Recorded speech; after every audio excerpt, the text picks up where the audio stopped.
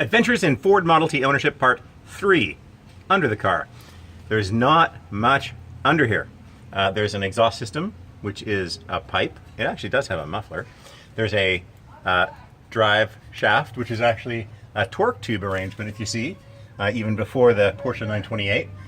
This has a very fancy Ruckstill 2-speed rear end, but then there's just a beam rear axle, a leaf transverse leaf spring holding up the rear wooden wheels.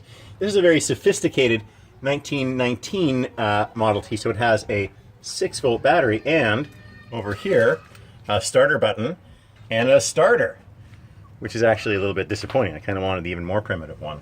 What I'm doing right now is adjusting the parking brake, which is sort of a misnomer because it's really a brake that you may have to use to panic stop. So I call it the panic parking brake, or panic park.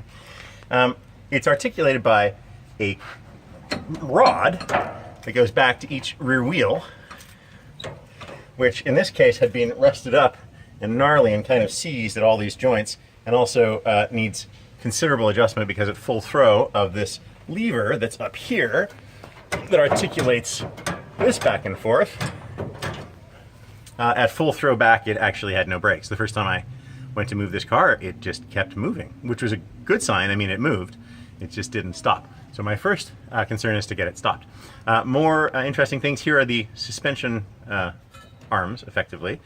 Incredibly long, go all the way to the tail shaft of the transmission, and similarly in the front, the locating arms for the front beam axle come back to the engine. It's basically all hubbed off an engine, and that's why it's not unlike a Ford tractor in so many ways.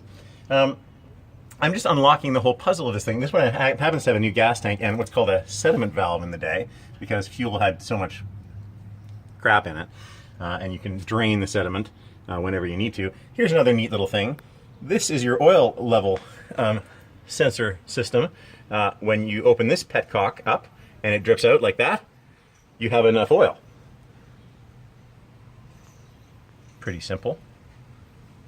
I get the sense that basically anybody with any modicum of mechanical ability could have maintained one of these in the field, and that's probably the real genius of the car, is that there's nothing to it.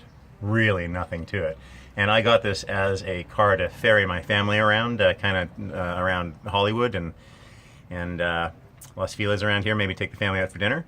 But I'm realizing we might as well have 4 motorized bicycles, because it's about equally sophisticated. However, it's an adventure. I'm learning about it, and I'll carry you along for the voyage. Stay tuned for part 4.